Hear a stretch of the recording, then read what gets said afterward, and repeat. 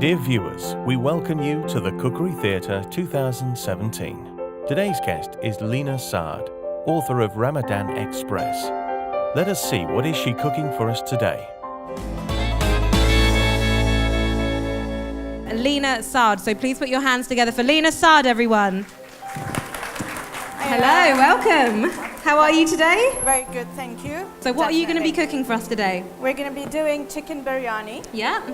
my style, and we're going to be also presenting aubergines and courgettes fried, topped up with yogurt and pomegranates and some herbs. That sounds absolutely delicious. So we're making a chicken biryani your style, so how do we start off with that? So what I've got chicken thighs. They're already in the oven because of time. So what we've done is we used a bit of yogurt, around 5 tablespoons of yogurt to marinate that. And then we've got some biryani spices, dried pomegranate, and a bit of salt. So we've put that all, we marinated that for almost 3 hours or so, and then you can just put it into the oven with a bit of oil for about 25 minutes. And can you do that overnight as well? You can. It will actually be more moist if you do it overnight. Yes, absolutely. For the biryani, there's a lot of different ingredients involved. Some people do it with carrots, tomatoes, some of them do it with sultanas. I prefer to do it with red peppers, green peppers and onions, but everyone is entitled to their own standards or whatever they like. So my secret to my biryani is to have saffron soaked with a dash of orange blossom water. Oh, use orange blossom. And also rose water. Together, okay. Together, so it just gives it a bit of freshness and aroma. So I'm going to start by putting a bit of oil into a heated pot. So I'm going to start by putting in the onions. It's just one chopped onion. You can see it sizzling there. You could chop it anyhow you like. It could be finely chopped. It could be half and half chopped. Doesn't matter. And if I always add a bit of salt to the onions, it'll just make it cook slightly quicker. So then you could add 1 red pepper. I like a lot of red pepper in my rice. It just gives it more flavors. So now you could add the And you mentioned biryani spice that you added to the chicken. Yes. Is that something that you make yourself, or you can get any biryani mix? Yeah, you can get any biryani mix. I mean, in the UK, we've got a very rich community that does that. What I like to do here is add a dash of the biryani spice just to let it cook through and provides more aroma to the vegetables.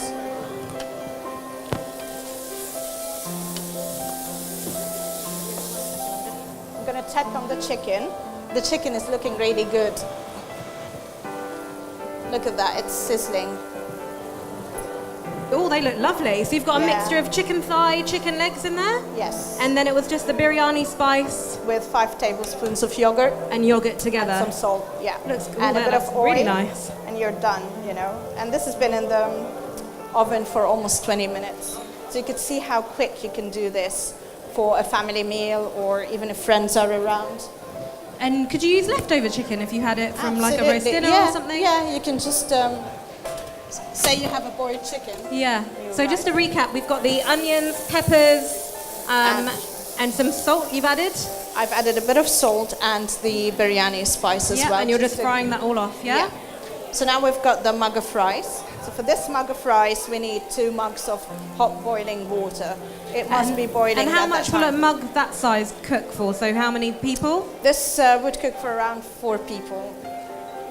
At this stage, you can actually put your saffron, which is soaked with the florals. This will just give more aroma, and it just allows the cooking.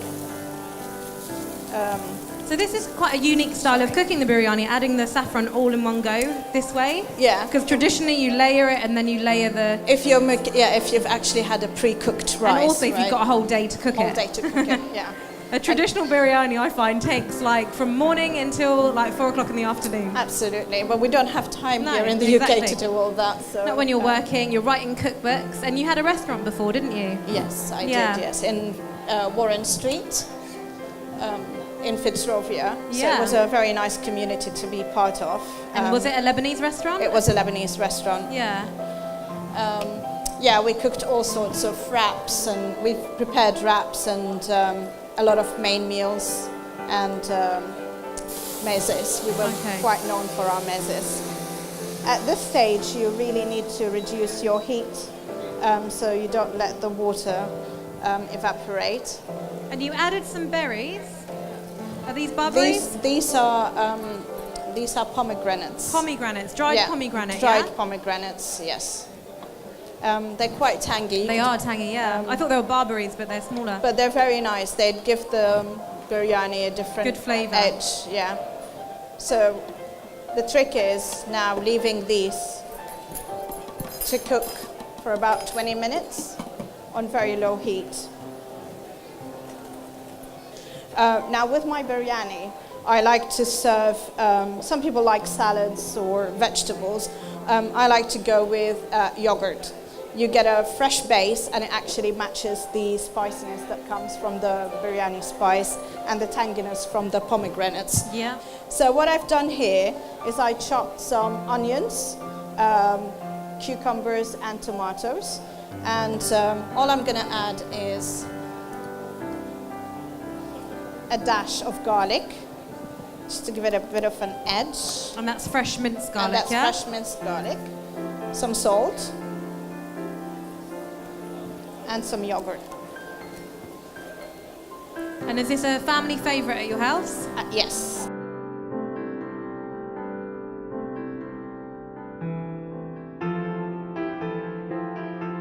And don't forget a bit of spice. So you're adding some more biryani spice to I the like salad? spice. Yes, it's quite.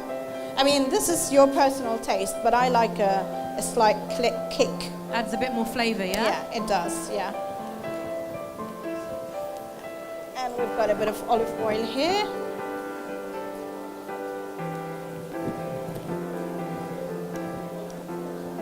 So imagine that is going to top up your rice. It's going to give it a different edge and a fresher taste. And you into added it. salt to this already, haven't you? I've salted it. Yeah, yes. yeah.